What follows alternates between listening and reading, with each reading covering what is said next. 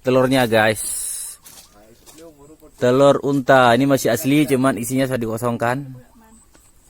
Sangat tebal. Ya, ini telurnya. Ya, dibandingkan ukuran tangan. Nah, ini induknya. Ini induknya.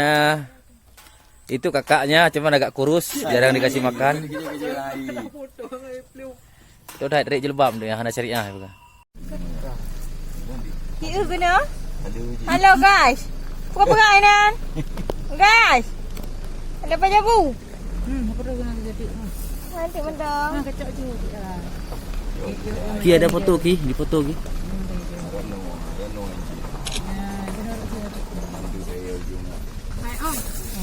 Phải không? Tí đây. Pegawai jumlah.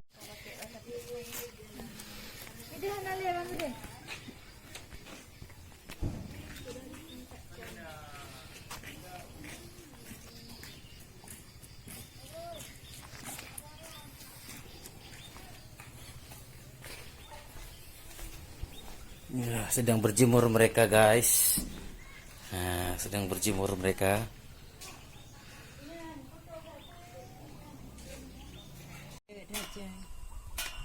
Jadi kakinya cuma dua nih.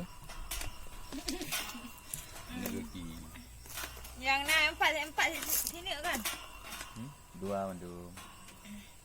Ye puro emo. Tobotu yang putih na pun naron apa? Rea. Hah? Rea.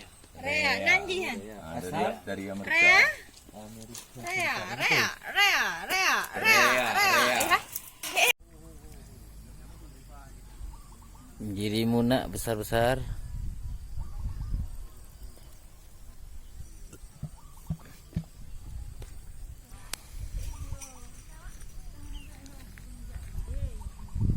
Itu lain lagi.